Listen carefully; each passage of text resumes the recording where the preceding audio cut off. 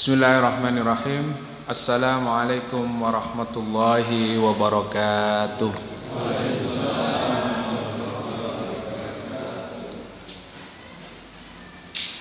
Innal hamdalillah nahmaduhu wa nasta'inuhu wa nastaghfiruh wa na'udzu billahi min shururi anfusina wa min sayyiati a'malina. May yahdihillahu fala mudilla lahu wa may yudlilhu fala hadiya lahu. Asyhadu an la ilaha illallah wahdahu la syarika lah wa asyhadu anna Muhammadan abduhu wa rasuluh. Allahumma la ilma lana illa ma 'allamtana innaka anta alimul hakim. Allahumma inna nas'aluka khaira ma fi hadhihi al-lailati wa khaira ma ba'daha wa na'udzubika min syarri ma fi hadhihi al-lailati wa syarri ma ba'daha. Amma ba'du. Para jamaah yang dimuliakan Allah, alhamdulillah malam hari ini kita diberikan oleh Allah Subhanahu wa taala kemudahan dan kenikmatan yang sangat besar, yaitu kita bisa melangkahkan kaki menuju ke majelis ilmu dengan keadaan sehat walafiat, dan ini adalah salah satu kenikmatan yang diberikan oleh Allah Subhanahu wa taala kepada hamba-hambanya yang disayanginya, dan juga kenikmatan yang paling besar yang diberikan oleh Allah Subhanahu wa taala kepada kita adalah nikmat iman dan Islam. Nikmat di mana hari ini kita masih dalam kondisi memegang teguh Islam, masih berada pada kondisi keimanan yang mudah-mudahan senantiasa bertambah, keimanan yang senantiasa bertambah ketaatan kita kepada Allah Subhanahu wa taala, dan mudah-mudahan dengan keimanan yang terus bertambah ini, mudah-mudahan Allah mewafatkan kita dalam keadaan husnul khatimah. Amin.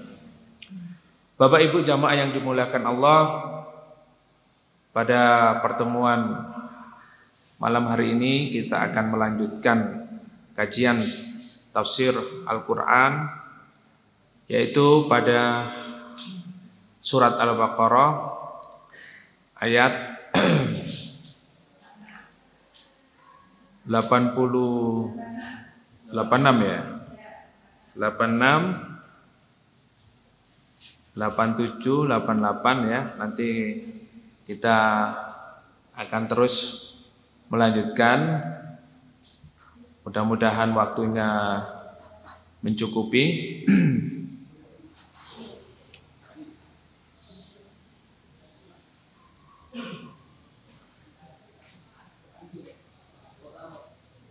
Enam ini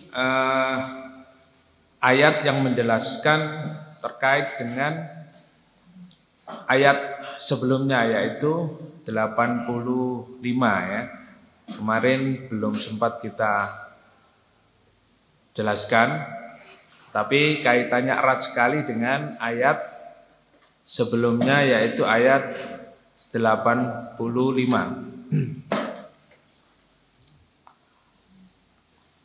A'udzu billahi minasyaitonir rajim. Bismillahirrahmanirrahim. Ulaika alladzina ishtarawul hayatad dunya bil akhirah fala yukhaffafu anhumul 'adzab wa la hum yunsarun. وَلَقَدْ آتَيْنَا مُوسَى الْكِتَابَ وَقَفَّيْنَا مِنْ بَعْدِهِ بِالرُّسُلِ وَآتَيْنَا عِيسَى ابْنَ مَرْيَمَ الْبَيِّنَاتِ وَأَيَّدْنَاهُ بِرُوحِ الْقُدُسِ أَفَكُلَّمَا جَاءَكُمْ رَسُولٌ بِمَا لَا تَهْوَى أَنفُسُكُمُ اسْتَكْبَرْتُمْ فَفَرِيقًا كَذَّبْتُمْ وَفَرِيقًا تَقْتُلُونَ وَقَالُوا قُلُوبُنَا غُلْفٌ بل لعنهم الله بكفرهم فقليلا ما يؤمنون. Kita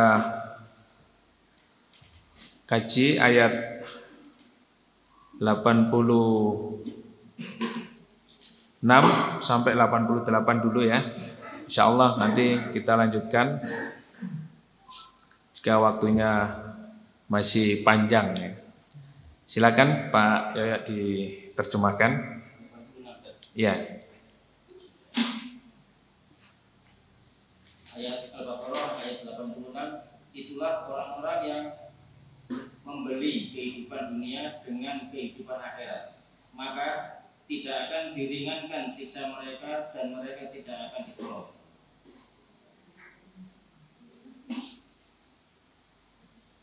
87 Al-Baqarah 87, dan sesungguhnya kami telah mendatangkan Alkitab atau Taurat kepada Musa, dan kami telah menyusulinya berturut-turut sesudah itu dengan rasul-rasul, dan telah kami berikan bukti-bukti kebenaran mukjizat kepada Isa putra Maryam, dan kami memperkuatnya dengan Ruhul Kudus. Apakah setiap datang kepadamu seorang rasul membawa sesuatu pelajaran yang tidak sesuai dengan keinginanmu, lalu kamu menyombong, maka beberapa orang di antara mereka kamu dustakan dan beberapa orang lain kamu bunuh. Ya. Selanjutnya Ayat 88, dan mereka berkata, hati kami tertutup, tetapi sebenarnya Allah telah mengutuk mereka karena keingkaran mereka, maka sedikit sekali mereka beriman.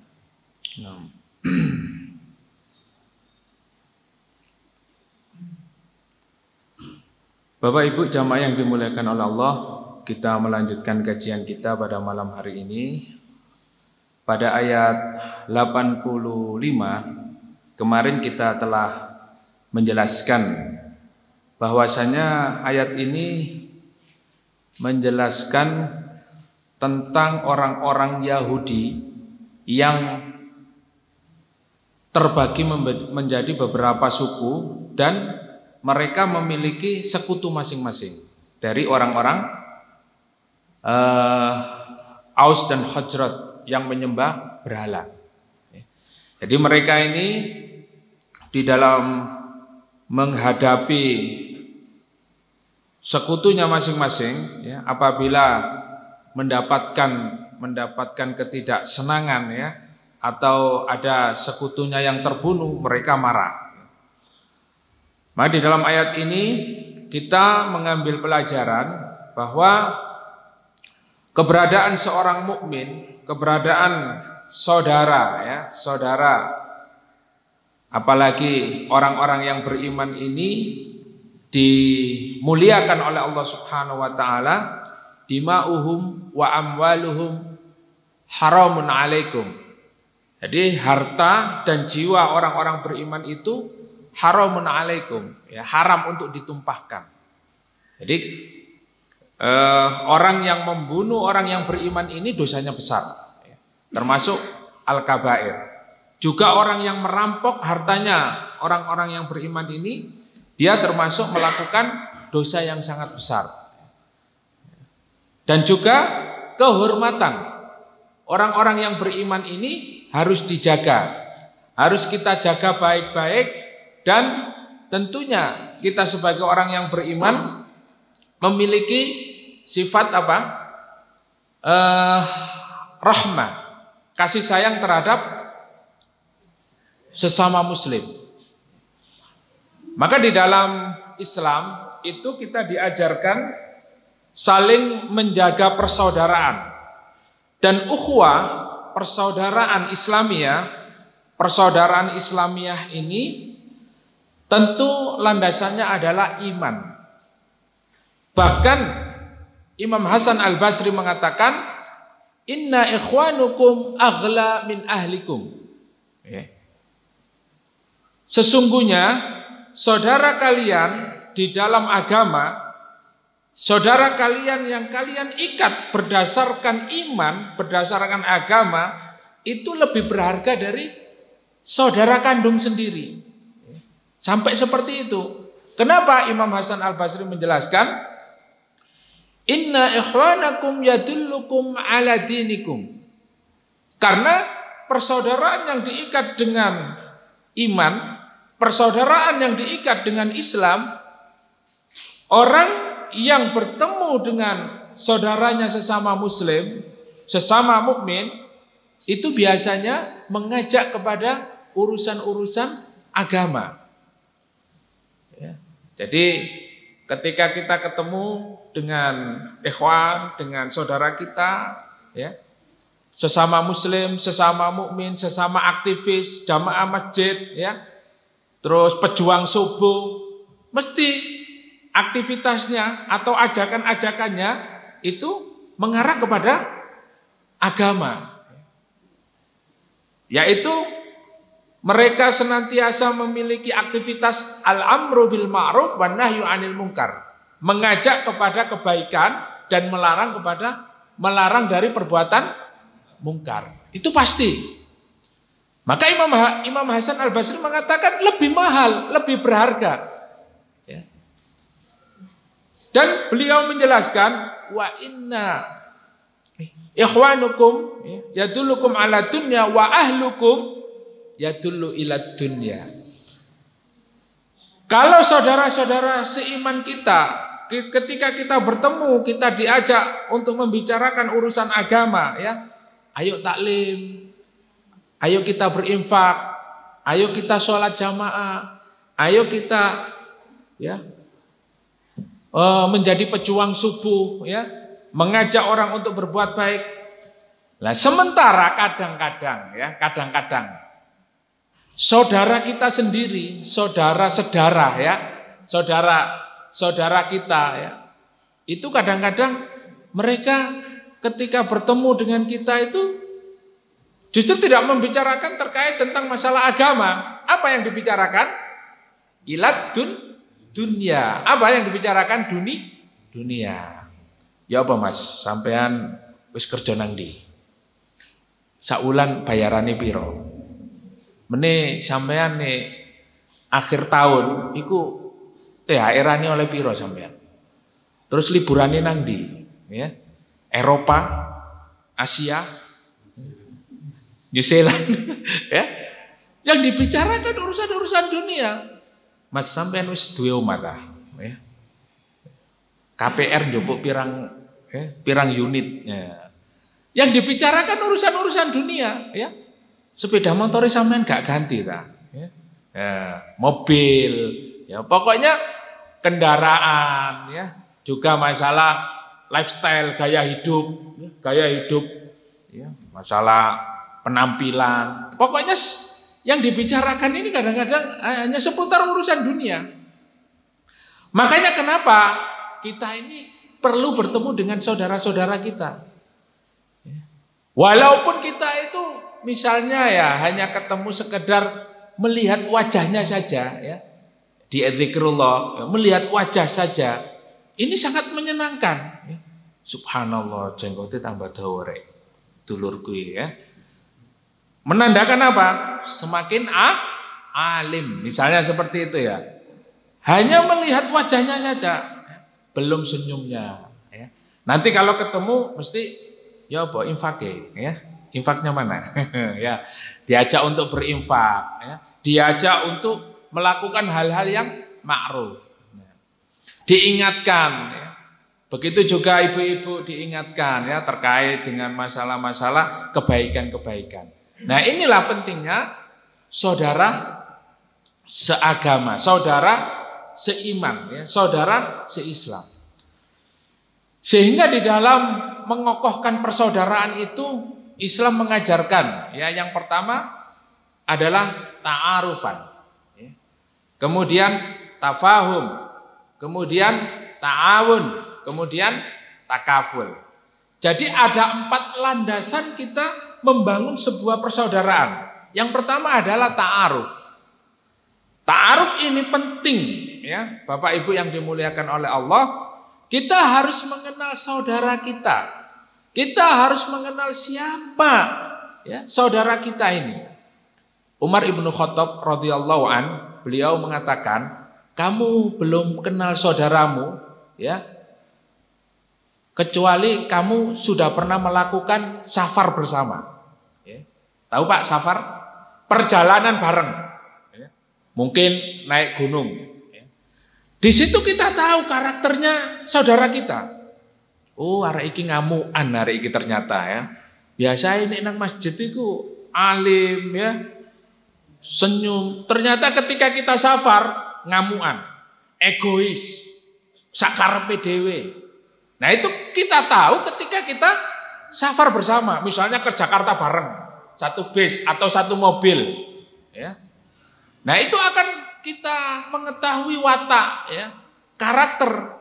Kita akan menjadi lebih paham saudara kita ini siapa. Nah disinilah pentingnya ya. Oleh karena itu, untuk semakin mendekatkan di antara persaudaraan umat Islam ini harus mengenal. Tak kenal maka tak sayang ya. Nah jadi di Dzikrullah ini juga meskipun saya tidak kenal namanya satu-satu, tapi ya paling tidak saya wajahnya alhamdulillah kenal. Ya, alhamdulillah kenal ya. Nah, supaya lebih mengakrabkan lagi, supaya lebih kenal dengan saudara kita, bisa nanti diagendakan untuk mabit ya. Untuk mabit, acara mabit misalnya ya. Bukan mobat mabit itu Pak ya. Bukan mobat mabit, mabit ya. Mabit itu artinya apa? Kita berdiam diri ya, menginap ya, menginap, melakukan sebuah acara ya. Misalnya acara khataman ya, atau acara nonton film perjuangan ya. Kan ini pas ini ya 17 Agustus, peran ulama dan kiai di dalam memerdekakan Indonesia. Nah, nanti ada mabit ya, bukan mobat mabit ya, mabit. Nanti setelah nonton film ya istirahat, kemudian jam 3 malam bangun tahajud. Tahajud ya, mungkin Pak Yo bisa mendatangkan imam yang suaranya merdu ya. Bisa jadi kita mendatangkan melakukan ibadah itu mendatangkan rasa khusyuk dan takut kepada Allah ya, sampai nangis-nangis meskipun tidak tahu artinya ya, saking enaknya bacaan Quran nangis ya, nangisnya ini bukan karena ya dibuat-buat, tapi karena takut kepada Allah padahal nggak tahu artinya. Nah disinilah mukjizat Al-Quran. Al-Quran itu membahagiakan manusia. Al-Quran itu bisa menjadikan hati tenang. Jadi hanya mendengarkan bacaan. Coba jenengan lihat di YouTube itu ada satu mungkin ya sebuah acara atau apa itu ya. Pokoknya Al-Quran itu diperdengarkan di orang-orang Eropa ya. Pokoknya orang-orang yang ya, pokoknya bukan orang Muslim lah. Apa ini ya? Setelah didengarkan nangis ya, padahal tidak tahu yang didengarkan. Ternyata padahal yang didengarkan itu apa?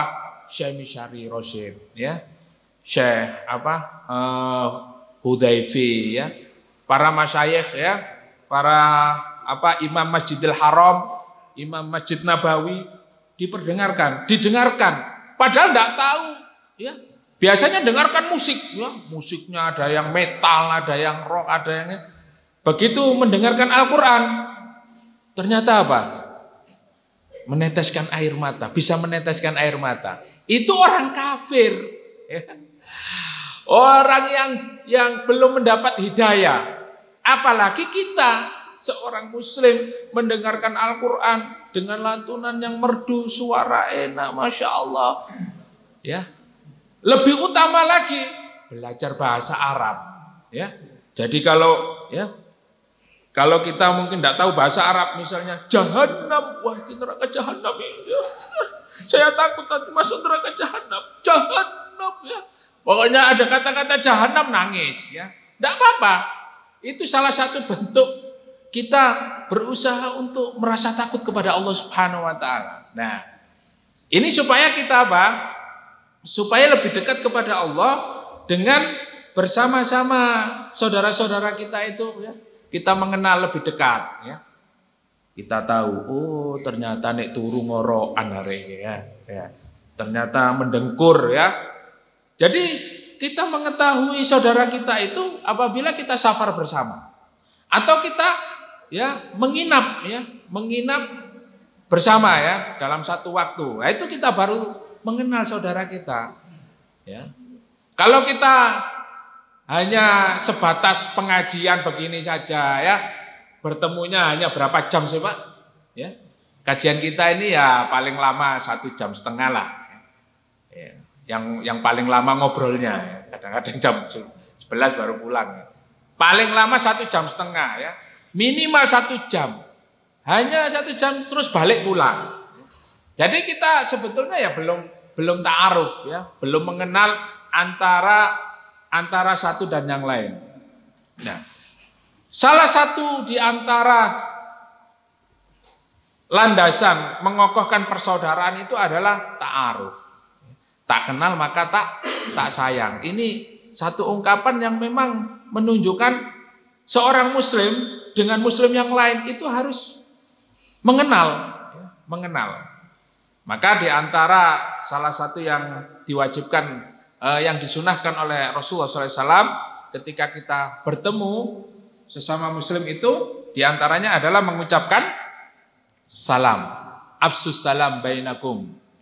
Afsus salam wa'at imut ta'am wasilul arham wasallu wan nasun niyam tadkhulul jannata bisalam. Masya Allah, ternyata kalau kita membaca hadis ini ternyata masuk surga itu gampang ya. Afsus salam bainakum, sebarkanlah salam di antara kalian. Wa'at imut ta'am, dan berilah makan fakir, miskin ya, anak yatim ya, orang-orang yang lemah. Kemudian apa? Wasilul arham, sambunglah silaturahmi. Wasallu wan nasun niyam, dan sholatlah ketika kebanyakan manusia ini tidur. Artinya apa? Qiyamul lail. Tadkhulul jannata bisalam, maka kamu akan masuk surga dengan selamat. Masya Allah. Mudah napa mboten? Mudah napa mboten? Nek jawabannya rada seret ya, berarti susah ya. Yang paling ringan adalah salam. Salam saja kalau kita itu pelit ya, irit ya, tidak pernah mengucapkan salam kepada saudara kita, bagaimana kita bisa memberikan harta kita kepada saudara kita, membantu fakir miskin, membantu saudara yang kekurangan? Wong salam aja enggak pernah. Malah yang ada ini kalau ketemu, dos wedus, dengan ucapan-ucapan lakop-lakop yang jelek. Ini jahiliyah Pak. Ya. Panggilan-panggilan yang buruk itu adalah panggilan-panggilan orang-orang jahiliyah. Maka ketika kita ingin mendekat kepada saudara kita, paling tidak salam ya, assalamu alaikum. Ya. Jadi Ibnu Abbas itu ketika ada ini disampaikan kepada para sahabat, Ibnu Abbas itu jalan Pak dari rumahnya, dari ujung ke ujung itu cuma hanya Pak, assalamualaikum warahmatullahi wabarakatuh, assalamualaikum warahmatullahi wabarakatuh ya. Karena assalamualaikum lahu asyrun ya, 10 pahala, warahmatullahi 10, wabarakatuh dapat 10. Jadi berapa? Kalau assalamualaikum warahmatullahi wabarakatuh dapat berapa Pak? 30 pahala. Dan itu doa ketika saudara kita membalas waalaikumsalam warahmatullahi wabarakatuh. Masya Allah, keselamatan, rahmat Allah turun kepada kamu, wabarakatuh, dan keberkahan. Masya Allah ya. Nah, ini kita akan mendapatkan doa-doa dari saudara-saudara kita. Nah, itu sahabat itu berjalan dari ujung ke ujung, itu cuma salam saja. Assalamualaikum warahmatullahi wabarakatuh. Assalamualaikum. Menyebarkan salam. Dan kalau ini kita biasakan sesama muslim, sesama saudara kita, Masya Allah, rahmat, keberkahan, dan ketenangan. Insya Allah ya kita rasakan betul. Sekarang ini enggak ya, salam enggak, ngasih menyambung silaturahmi enggak. Malah apa? Malah sekarang ini dengan media sosial banyak terjadi konflik. Oleh karena itu, sebelum kita kepada ayat berikutnya terkait tentang masalah ukhuwah ini, kita buka di dalam surat Al-Hujurat ya. Surat Al-Hujurat. Ini terkait dengan akhlak ya Pak ya. Jadi kita belajar akhlak. Allah Subhanahu wa taala telah mengajarkan kepada kita bagaimana akhlak sesama muslim ya, menjaga persaudaraan di antara sesama. Dibuka surat Al-Hujurat ayat 49. Sebetulnya ayat ini terkait tentang masalah etika ya semuanya. Tetapi kita buka surat Al-Hujurat ayat 10, 11 dan 12. Ya. Ayat 10, 11 dan 12.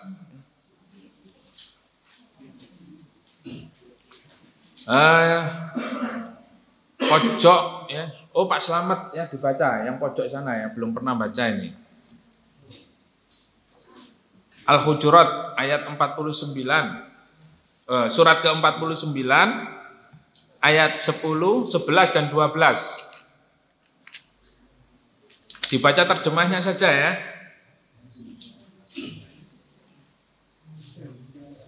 Belum dapat? Ya. Coba Mas yang pakai baju merah sudah dapat Mas. Ayat 10.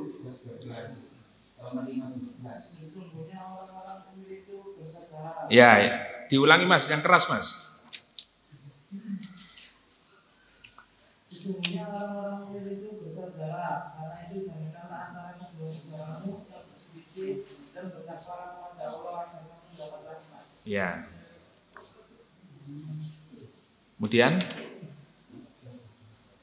ayat 11. Sini Mas, sini Mas. Nah, sini Mas. Masuk sini ya. Ya. Lebih baik daripada mereka yang mengolok dan jangan pula perempuan mengolok-olokkan perempuan lain. Karena boleh jadi perempuan yang diolok-olokkan lebih baik daripada perempuan yang mengolok-olok. Janganlah kamu saling mencela satu sama lain dan janganlah saling memanggil dengan gelar yang buruk.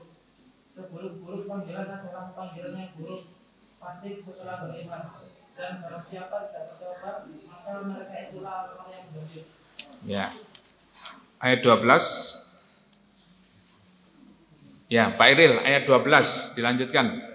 Yang keras. Hai orang-orang yang beriman, jauhilah banyak dari persangkaan. Sesungguhnya sebagian persangkaan itu dosa. Dan janganlah kamu mencari-cari kesalahan orang lain.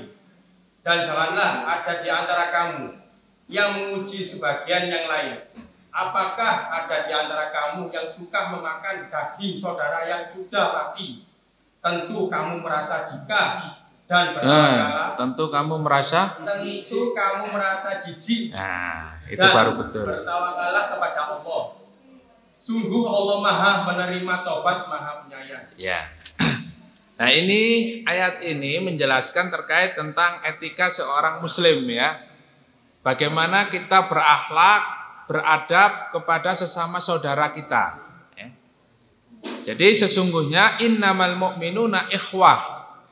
Jadi ini betul-betul ditekankan bahwa sesungguhnya sesama orang beriman itu adalah saudara.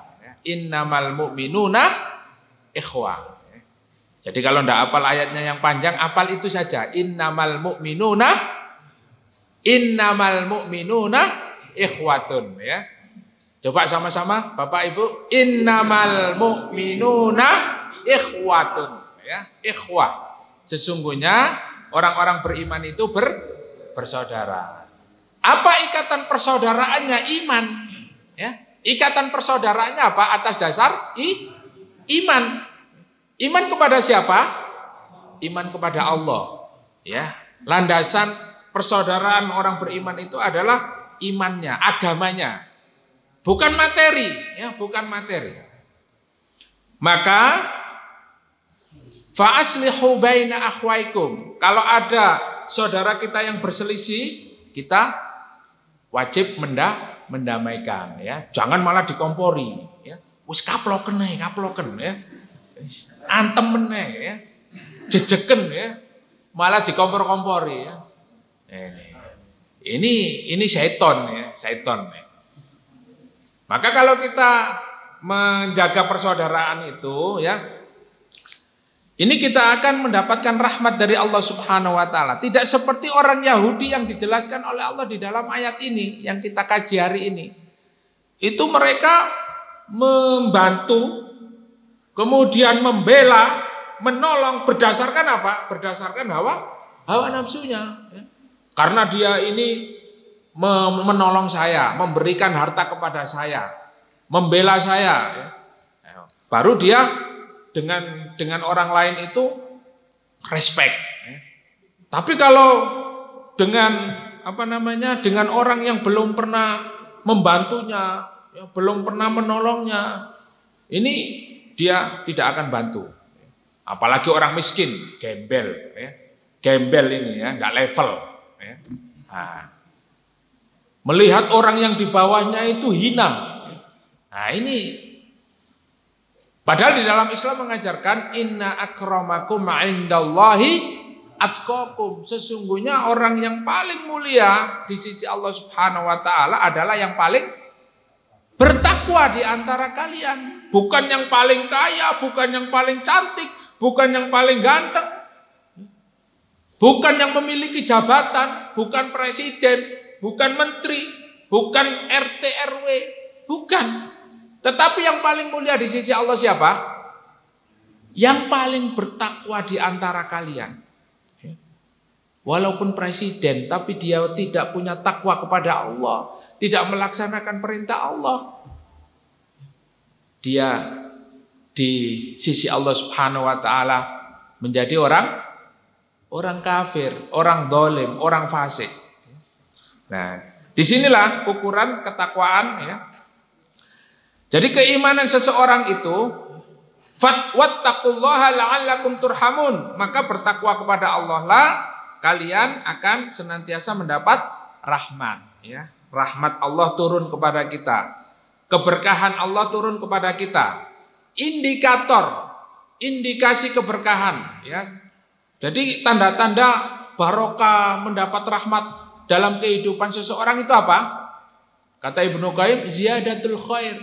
Semakin hari kehidupan kita ini semakin baik.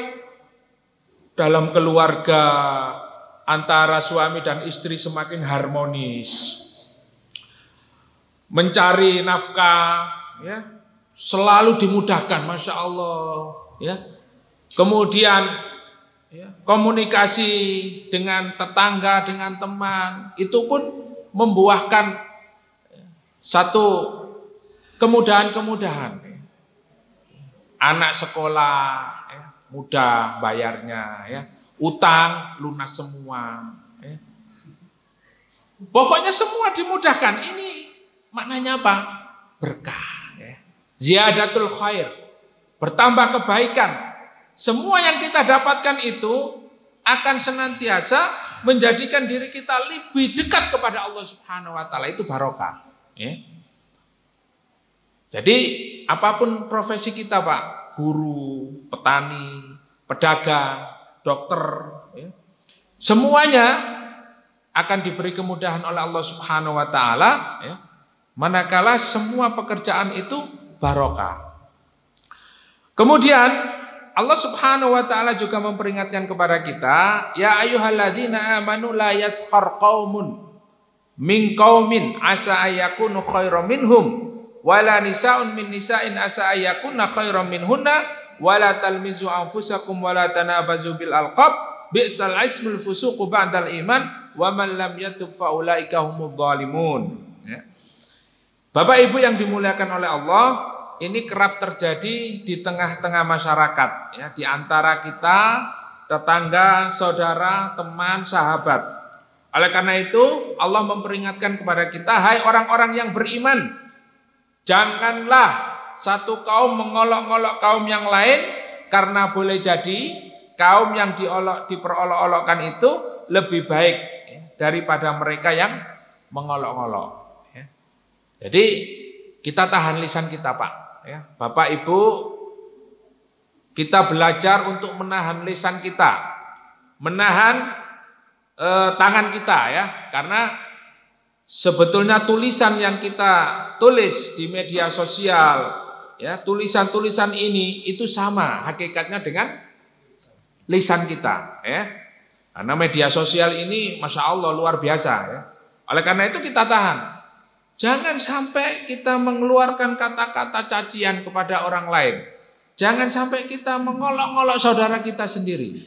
Boleh jadi saudara kita yang kita olok-olok, saudara kita yang kita caci maki itu lebih baik daripada kita. Kita tidak tahu. Asa yakunu khairum minhum wala nisa'um min nisa'in.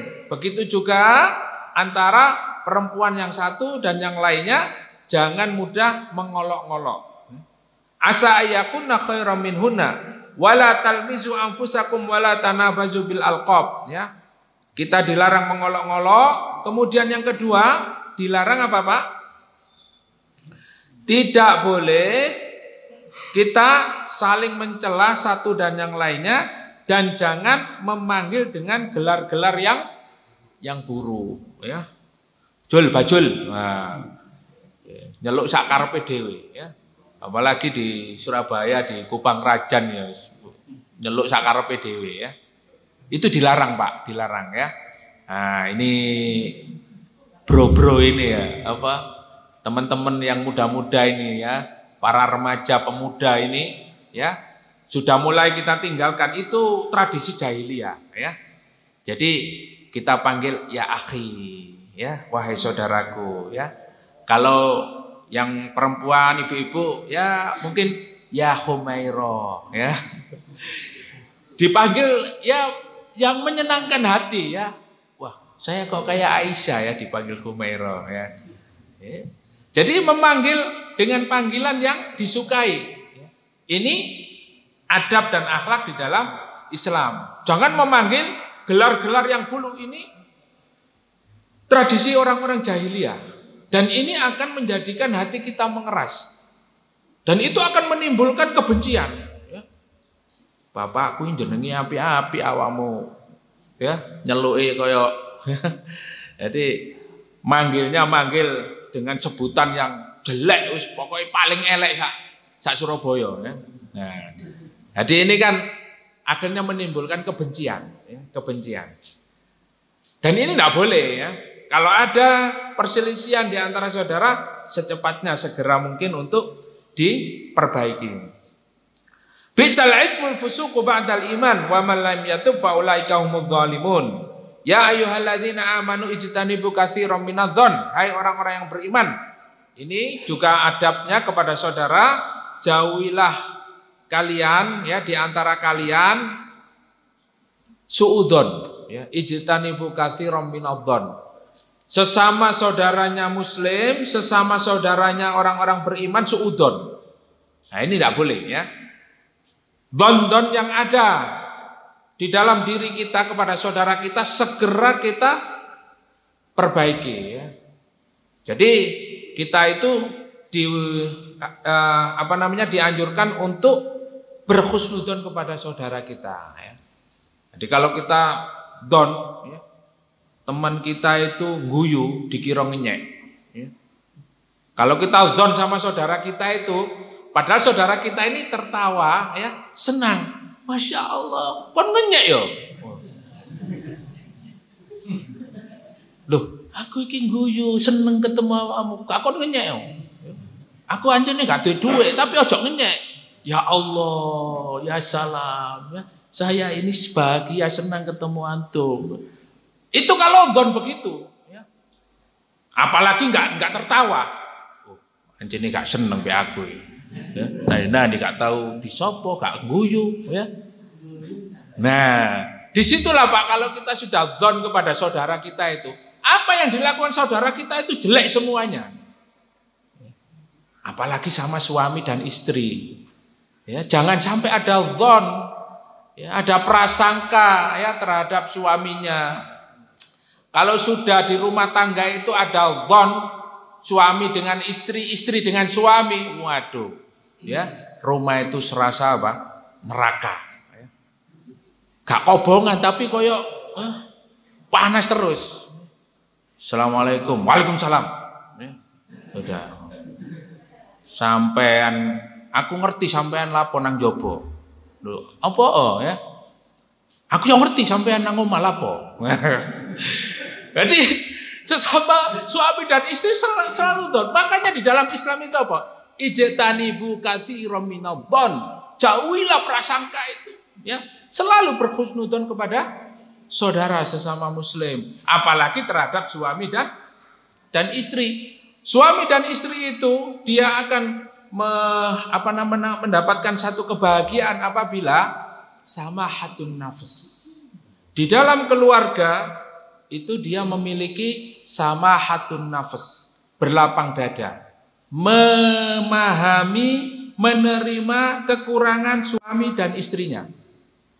Hal-hal yang kecil itu wajar. Kekurangan terhadap istri, terhadap suami wajar. Ya. Masing-masing suami dan istri memiliki kelebihan dan kekurangan. Maka kalau di dalam keluarga tidak ada samahatun nafas, tidak ada lapang dada menerima kekurangan, ini yang akan menjadikan konflik. Ya.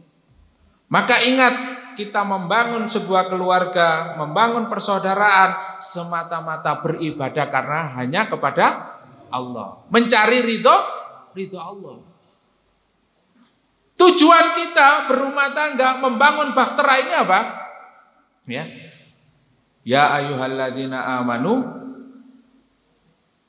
wahai orang-orang yang beriman, jauhkanlah apa? Keluargamu, dirimu, ku anfusakum wa ahlikum naro. Supaya apa? Kita menjauhkan anak, diri kita, keluarga kita dari api neraka. Ini tujuan yang utama, agar kita mendapatkan kebahagiaan di akhirat. Dan tujuan ini sangat besar sekali. Visi misi kehidupan kita ini untuk beribadah kepada Allah, agar kita selamat di akhirat kelak. Maka kalau ada ya warna-warni kehidupan atau seni dalam berumah tangga, ini harus kita pahami. Istri kita memiliki banyak kekurangan, suami kita memiliki banyak kekurangan, atau di dalam persaudaraan saudara kita ini banyak memiliki kekurangan. Oleh karena itu harus samahatun nafas atau salamatus sodr, ya. Saling memahami ada kekurangan masing-masing sehingga tidak menuntut yang terlalu ya berlebihan, yang tidak mampu, ya. Tidak ada kemampuan pada suami dan istri atau saudara kita.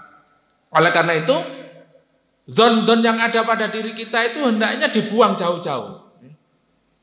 Oh, enggak begitu ya. Misalnya mendengar informasi tentang saudara kita atau suami atau istri, ya itu kita harus, saya tahu siapa dia, saya tahu siapa orangnya, ya, tidak mungkin lah. Nah, jadi yang seperti itu harus, apalagi hari ini informasi-informasi ya terkait tentang ulama, tentang ustadz, tentang kiai ini, kiai. Jangan sampai Pak kita itu termakan isu komunis, isunya orang-orang yang tidak senang dengan kiai, tidak senang dengan ulama. Ya. Kita ikut-ikutan jelekkan, ada ini kiai kurang ajar. Terus kiai setan. Padahal orang komunis Pak dari dulu itu mengatakan santri kiai itu setan kampung. Santri, kiai, guru ngaji, ustadz itu mereka menamakan setan kampung itu tahun dulu, ya. Kadrun, nah itu bahasanya orang komunis. Jadi mereka itu anti Arab, anti agama. Jangan sampai kita ikut-ikutan. menjelekkan ulama, menjelekkan kiai, menjelekkan saudara kita, apalagi menjelekkan ya, takmir masjid zikrullah ya. Kalau ada informasi tentang saudara kita, kita harus mencari informasi dengan benar.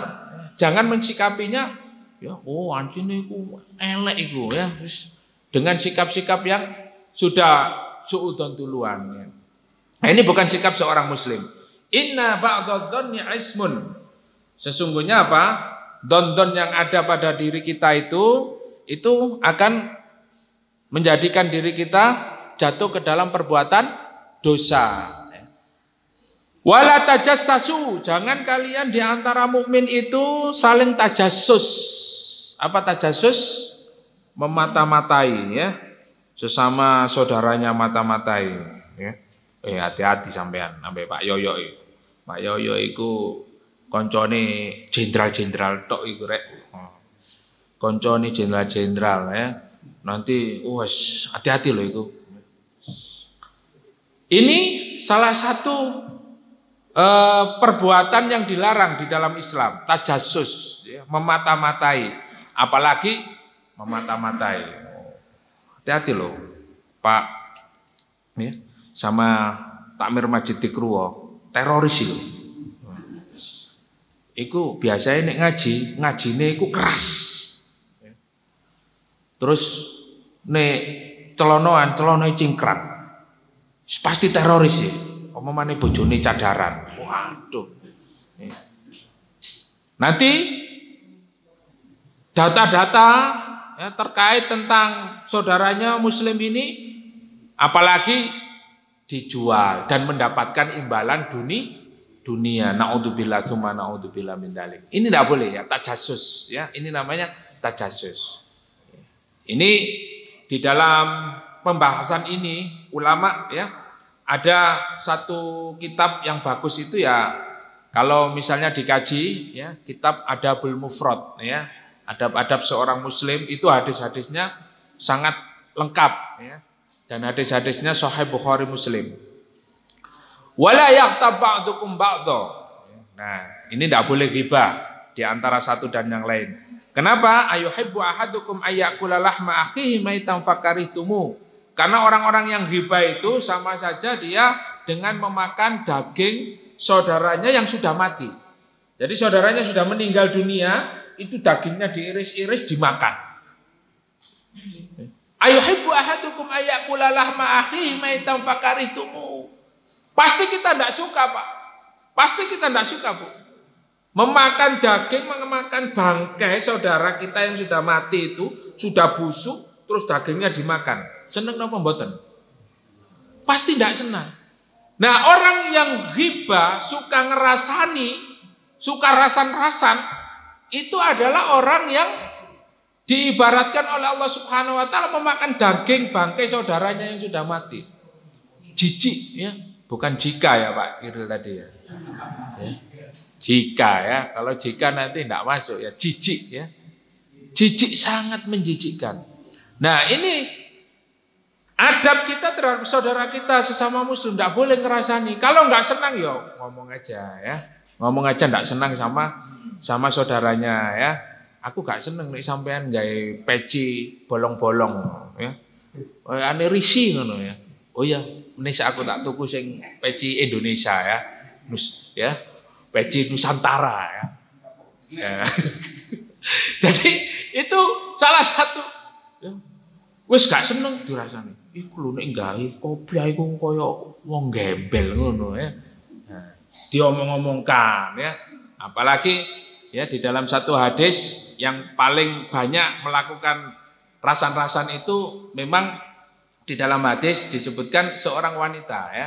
Ada seorang wanita, dia itu sholatnya khusyuk, sodakonya banyak, qiyamul lail, tetapi dia ahlun nar.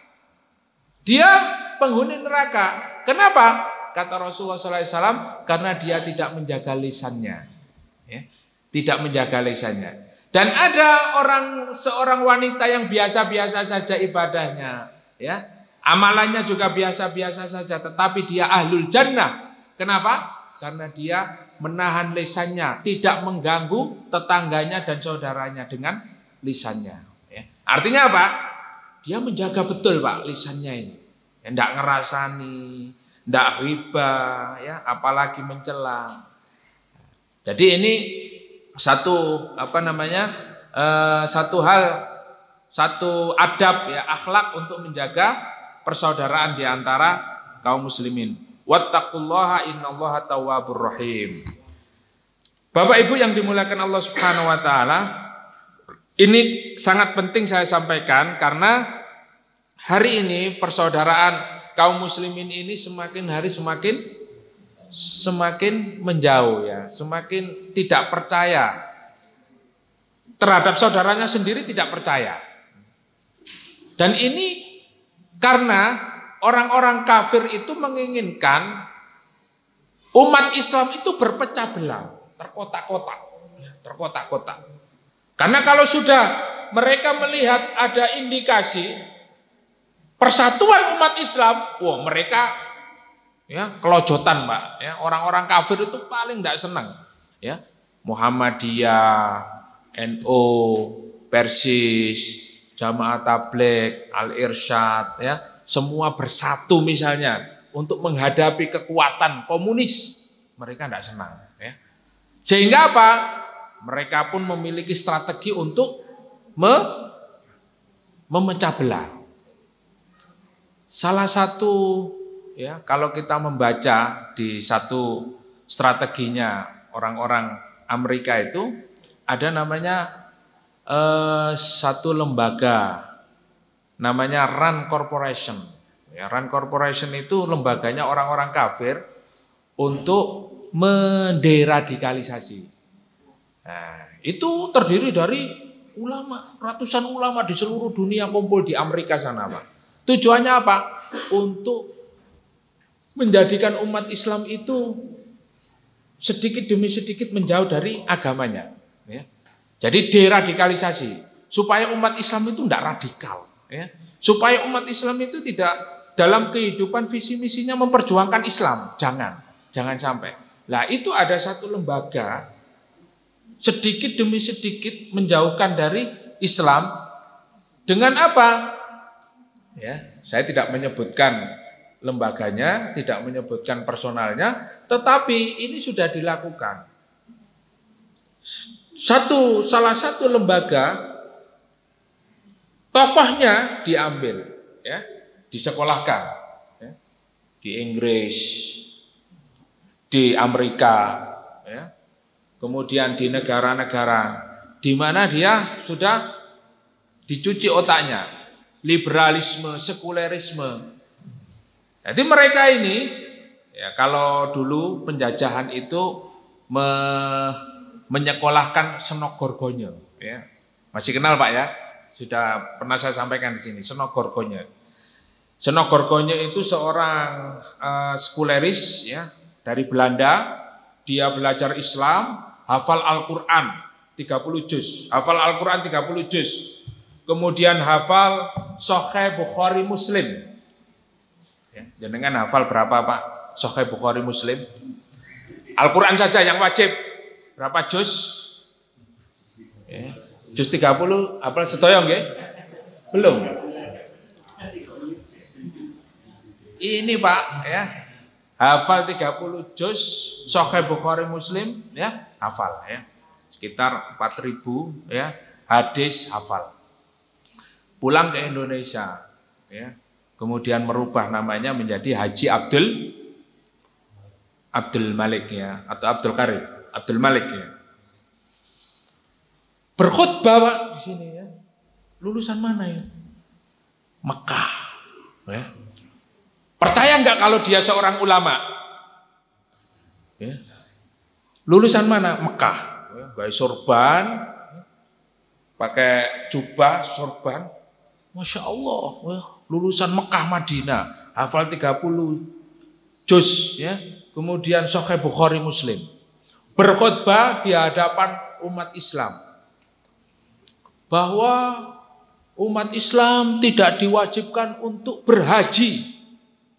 Ya. Wah, bagus ini. Ya.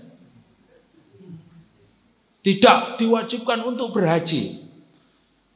Jadi mereka mencuci otak umat Islam melalui orang-orang yang dianggap intelek, profesor, doktor, sudah memiliki keilmuan yang cukup luar biasa. Nah, disinilah Pak strateginya ya, agar umat Islam ini sedikit demi sedikit menjauh dari Islamnya. Akhirnya apa? Mereka tidak paham sekali, sama sekali dengan Islam.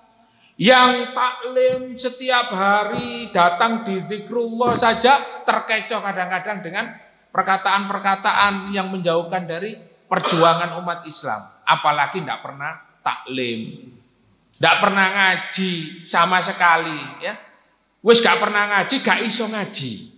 Mau Quran gak iso. Betapa mudahnya mereka akan menggiring umat Islam ini kepada kekafiran. Maka tidak heran Pak, ada umat Islam yang mencela ulama, menjelekkan kiai, menjelekkan saudaranya sendiri. Kenapa? Karena mereka tidak paham. Nah, disinilah berbahayanya ya, sehingga sangat penting sekali memahami karakter saudara kita sesama Muslim. Maka tadi landasan tadi yang pertama, ini nggak cukup ya waktunya ya. Landasan ukhuwah yang pertama adalah ta'aruf, kita mengenal. Kemudian yang kedua tafahum. Ya, yang ketiga ta'awun, yang keempat takaful. Tafahum ini memahami bagaimana saudara-saudara kita ini ya, memiliki kemampuan ya secara ekonomi, ya, memahami saudara-saudara kita secara keilmuan seperti apa. Makanya kita harus bersama ya. Saya setuju kalau Masjid Zikrullah ini mengadakan mabit. Yang datang seperti malam hari ini. Datang ya. Maksudnya kita bersama-sama mabit di sini supaya tahu mengenal antara satu dan yang lain ya. Jadi tidak hanya sekedar ta'aruf tapi tafahum ya. Jadi ngerti apa namanya modelnya saudara kita itu seperti apa ya.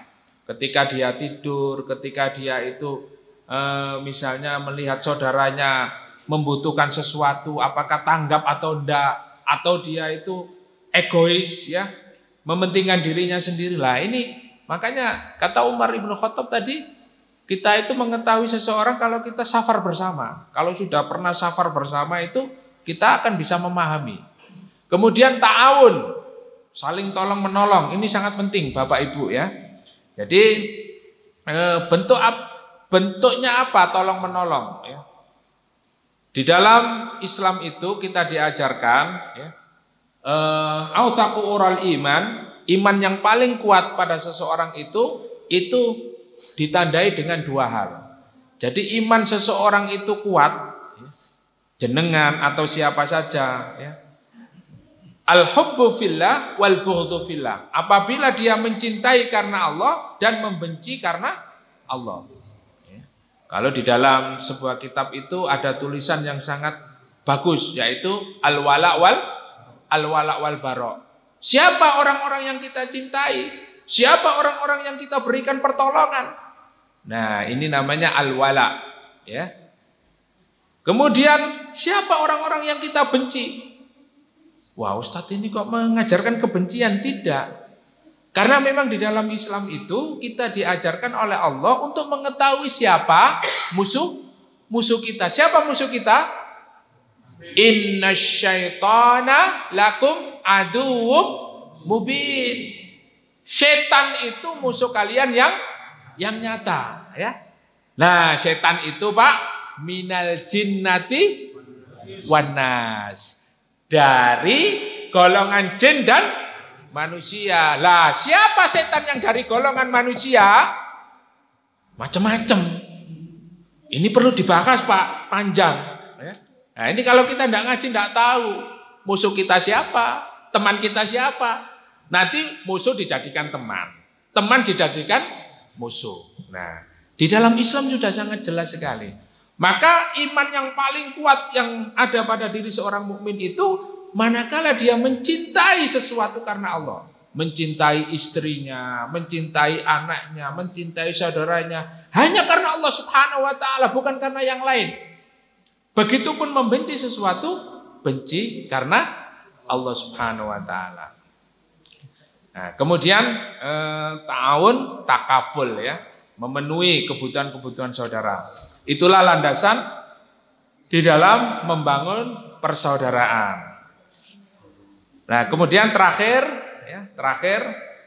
ulaikal ladzina ishtarul hayatad dunya bil akhirah fala yukhaffafu anhumul adzabu wa lahum yunsarun. 86 ini Allah Subhanahu wa taala menyatakan mereka itulah orang-orang yang membeli kehidupan dunia dengan kehidupan akhirat, maka tidak akan diringankan azabnya dan mereka tidak akan ditolong ya. Siapa mereka? Mereka yang menjadikan sebagian Al-Qur'an, sebagian kitab Allah dipilah, hukum yang sesuai diambil, dan yang tidak senang hukum-hukum Allah, syariat Allah dibuang jauh-jauh. Ya. Nah, ini biasanya Pak dialami oleh mahasiswa-mahasiswa yang ada di fakultas-fakultas. Ya, di dalam pembelajarannya itu, kalau kita tidak mempunyai tauhid yang kuat, yang pertama kali yang ditanamkan di mahasiswa itu apa?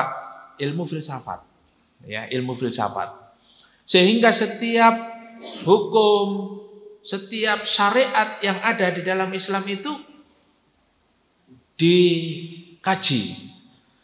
Salah satu contoh ini ya, karena saya juga ya salah satu mahasiswa ya, S2 ya, saya ngambil S2 di Universitas Muhammadiyah Surabaya. Ya.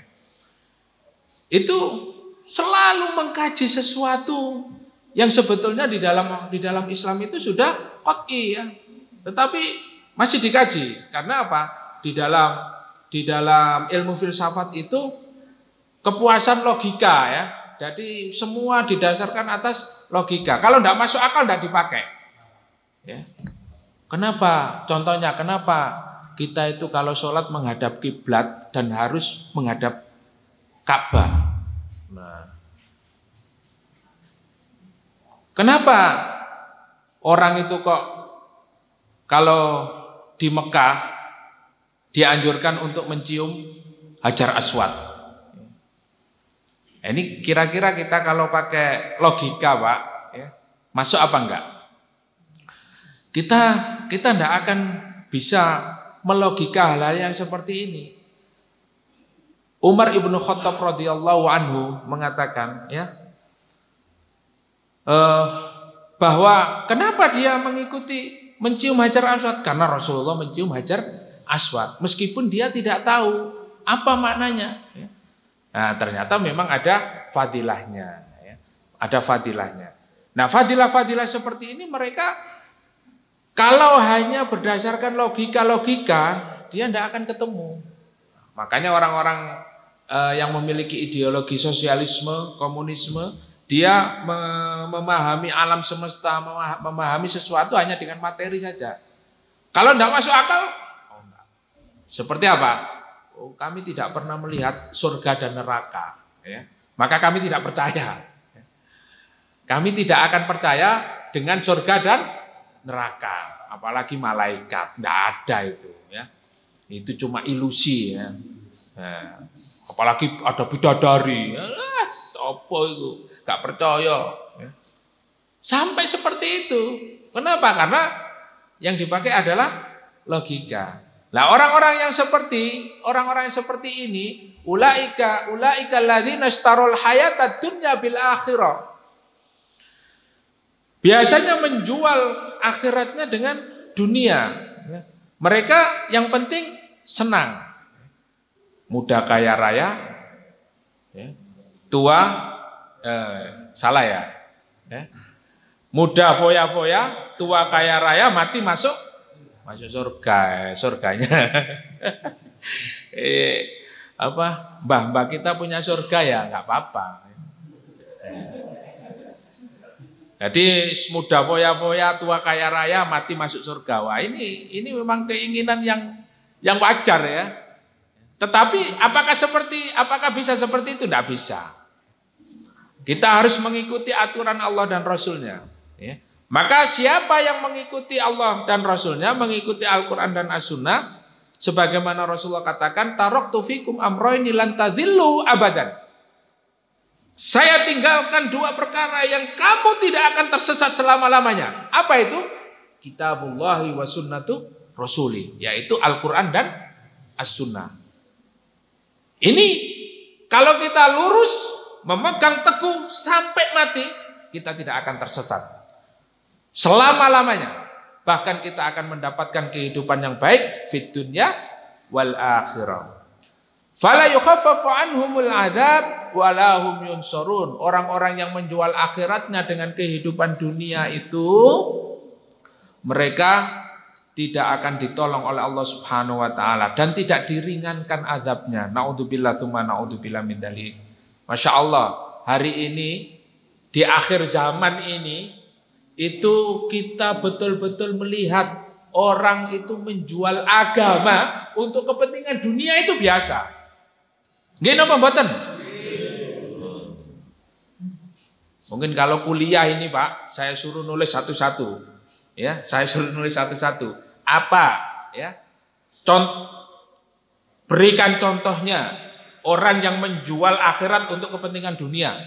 Ya. Kalau misalnya ini kuliah ya, saya suruh nulis satu-satu Pak. Saya kasih kertas satu-satu, saya suruh nulis ya. Apa ya? Nah, mungkin masing-masing memiliki pandangan yang berbeda-beda dan masing-masing memiliki contoh ya kan begitu. Karena hari ini sangat banyak ya orang menjual akhiratnya untuk kepentingan dunia. Bahkan yang paling berbahaya itu sekarang gerakan pemurtatan ya. Anak-anak gadis ya, perempuan-perempuan wanita muslimah itu sekarang mudah sekali dimurtadkan. Gara-gara apa? Melihat cowok ganteng, kaya raya, ya, gaya hidupnya luar biasa, dia menggadaikan akidahnya, mau dinikahi oleh laki-laki tersebut hanya dengan saya mau menikah kalau kamu masuk Islam, ya. Akhirnya masuk Islam. Ketika sudah hamil, disuruh masuk Kristen. Dia murtad, istrinya harus masuk Kristen. Nah, ini pemurtadan luar biasa Pak. Dan ini sebetulnya sudah berjalan lama ya di Sumatera ya, baik di Jawa dan lain sebagainya. Maka hati-hati ya yang punya putri ya, yang punya putri. Kalau khawatir ya bisa dipondokkan di pondok Tahfidzul Quran Al-Himah ya, yang kebetulan saya juga punya pondok pesantren ya putri, sekaligus promosi Bapak Ibu. Ya, insya Allah kita mencetak generasi-generasi Rabbani ya, Ahlul Quran ya, insya Allah ya. Karena apa? Membentengi muslimah hari ini cukup berat, sangat berat sekali Pak. Ya, berat sekali. Ya. Gaya hidup, ya, kemudian kutwah, contoh, panutan yang diikuti hari ini itu bukan Rasulullah, ya. Bukan ummahatul mukminin, tetapi mereka lebih senang dengan orang-orang Korea, ya. Drakor itu hampir di rumah itu drakor itu ya, akhirnya jadi Dracula, ya. Itu disenangi, digandrungi, bahkan menjadi lifestyle, menjadi apa? Gaya hidup. Naudzubillah min dzalik, ya. Kemudian dengan gaya hidup Islami anti, ya. Jadi mereka itu meskipun pakai jilbab ya jilbabnya jilbab gaya ya, jilbab gaul ya. Gaya hidupnya tidak mencerminkan seorang muslimah. Ya. Apalagi remaja, ya. Remaja kita ini Masya Allah ya, kalau punya rambut itu kayak pelangi, ya. Hijau, kuning, merah, biru, coklat, ya. Anting-antingnya tidak hanya di telinga, di sini di anting-antingnya Pak, ya. Di ini ya. Ini gaya hidupnya bukan gaya hidup yang mencerminkan seorang muslim. Dan ketika mereka diajak untuk menuju kepada kehidupan yang lebih Islami, mereka gengsi, mereka down, seakan-akan ketinggalan zaman, ya. Ini gak zaman ini, gak level ini ya. Mereka minder. Nah, apalagi mereka mondok. Mondok itu tempatnya orang-orang terbelakang. Mondok itu tempatnya orang-orang miskin. Mondok itu tempatnya orang-orang yang tidak punya fulus. Ya. Nah itu. Jadi mereka menjelekkan betul sistem pendidikan Islami. Padahal kalau kita melihat konsep pendidikan Rasulullah, apa yang dilakukan oleh Rasulullah kepada para sahabat? Para sahabat mulazamah kepada Rasulullah Muhammad sallallahu alaihi wasallam. Mulazamah. Ya. Halaqah seperti ini, ya. Ini mulazamah. Dan ini adalah konsep pembelajaran yang dilakukan oleh Rasulullah kepada para sahabat. Bentuknya seperti ini. Tetapi hari ini apa? Sebuah majelis taklim yang berbentuk lingkaran itu menunjukkan bahwa majelis taklim itu radikal. Ya. Itu masuk Pak ke dalam tanda-tanda kelompok radikal. Dan itu ditulis langsung oleh BIN. Ya. Pokoknya kalau taklimnya, kajiannya itu bentuknya lingkaran, ya, halaqah, mulazamah seperti ini, itu katanya radikal. Ya. Nah, yang tidak radikal apa? Ya, yang kalau pulang itu dapat berkat itu Pak, tidak radikal itu ya. Jadi tidak ada pengajian begini, tidak ada ya. Kajian-kajian seperti ini tidak ada, belajar seperti ini tidak ada, ya. Tidak boleh. Nah, disinilah kita melihat bahwa hari ini umat Islam itu sedikit demi sedikit dijauhkan dari Islam. Nah, Bapak Ibu yang dimuliakan Allah Subhanahu Wa Taala, mudah-mudahan apa yang kita kaji pada hari ini senantiasa menambahkan keimanan yang kuat terhadap diri kita dan kita berazam untuk senantiasa memperkuat, ya, memperdalam ilmu-ilmu agama, melangkahkan kaki kita ke majelis-majelis ilmu, ya, ke taman-taman surga Allah. Mudah-mudahan dengan kita istiqomah, sabar dan sabat, ya, tegar di atas jalan Allah Subhanahu Wa Taala, Allah mewafatkan kita dalam keadaan husnul khatimah. Amin, amin, amin ya rabbal alamin. Itu saja yang bisa saya sampaikan, mudah-mudahan bermanfaat. Ada pertanyaan? Nggih, monggo silakan. Jelaskan, bahkan diberi contoh orang ulama dengan menjelaskan kiai. Kalau banyak ulama, salah satunya contohnya orang yang membawa emas. Kalau jelaskan, nanti kan iya. Diberi contoh gitu ya. Biar jelas, biar enggak salah angkap. Iya. Jadi sebetulnya di dalam perjuangan Islam ini banyak kita menemukan, ya, di dalam sejarah itu tidak hanya hari ini saja ya Pak ya. Di dalam sejarah Islam, ya, itu yang namanya ulama, ya, atau ada orang-orang yang alim yang menjual agama ditukar dengan dunia, itu yang jelas di dalam Al-Quran ini, yang jelas-jelas ya, itu ada seorang ulama yang bernama Bal'am bin Ba'uro, ya. Ada seorang ulama yang bernama Bal'am bin Ba'uro. Itu dijelaskan di dalam tafsir, itu di dalam surat Al-A'raf ayat 175 ya. Itu jelas sekali. Bal'am bin Ba'urah ini adalah seorang ulama Bani Israel yang alim, memahami betul tentang ilmu din, ya, ilmu agama ini. Dia sampai di dalam sebuah penjelasan dijelaskan ketika Bal'am ini berdoa kepada Allah Subhanahu Wa Taala, pasti dikabulkan oleh Allah. Misalnya ada orang sakit datang kepada Bal'am, ya Allah sembuhkanlah si fulan, langsung sembuh. Ada orang kesusahan, kesulitan, datang ke Bal'am, didoakan, ya Allah berikanlah rezeki kepada si fulan. Allah langsung memberikan keinginannya. Saking alimnya.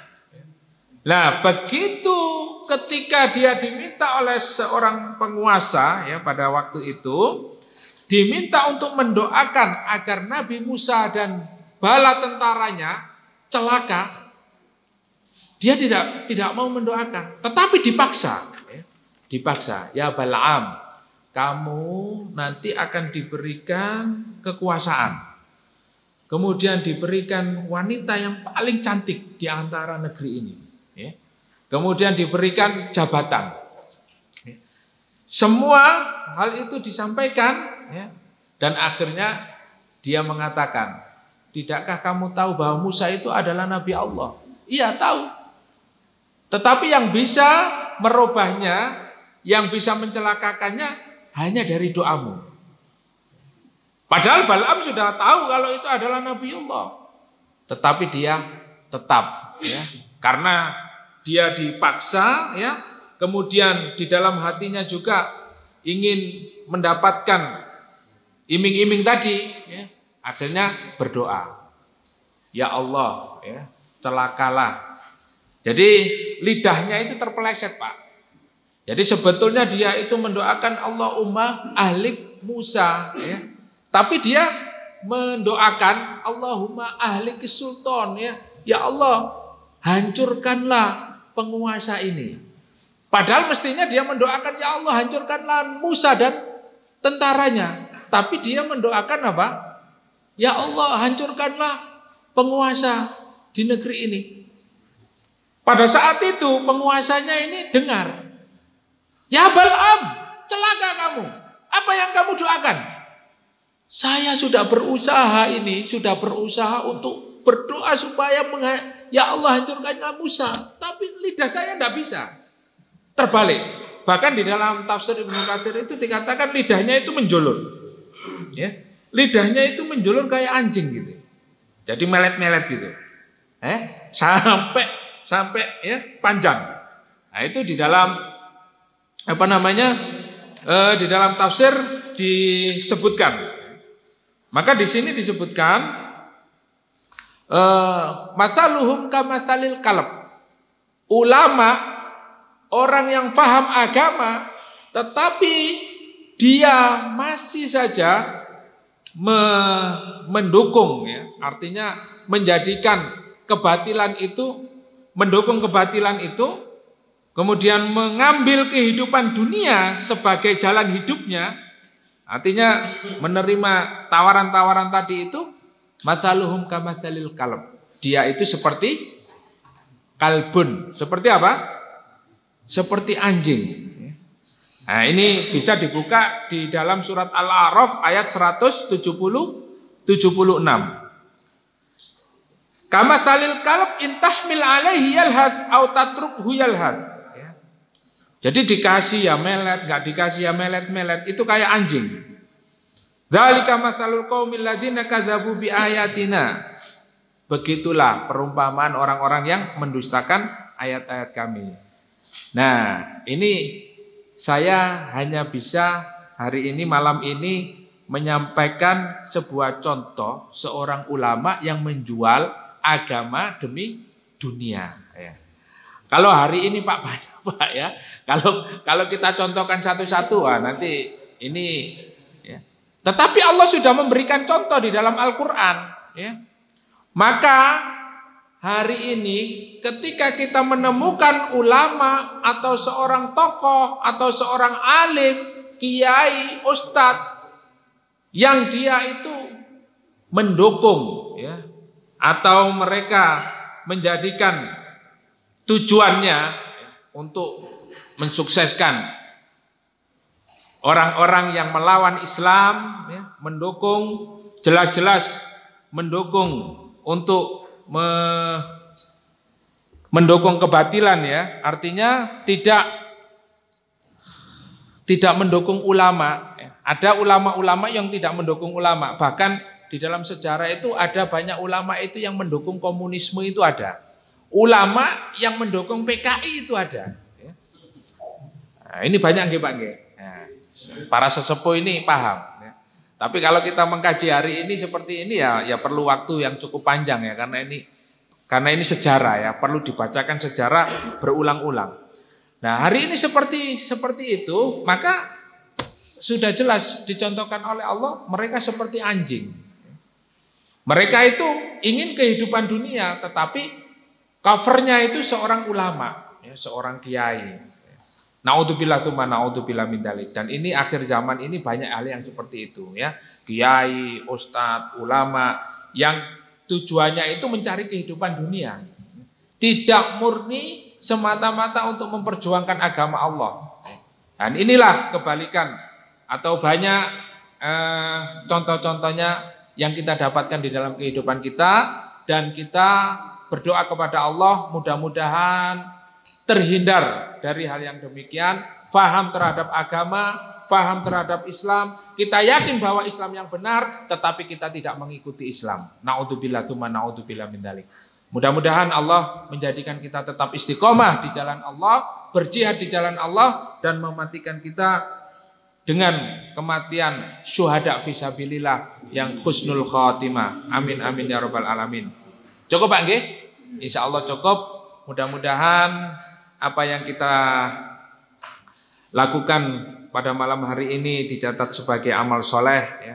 Majelis ilmu kita diberkahi oleh Allah Subhanahu wa taala, dan kita mendapatkan ilmu yang bermanfaat menjadi amal jariah kelak di hadapan Allah Subhanahu wa taala. Dan kita tutup dengan doa kafaratul majlis. Subhanakallahumma wa bihamdika asyhadu an la ilaha illa anta astaghfiruka wa atubu ilaik. Assalamualaikum warahmatullahi wabarakatuh.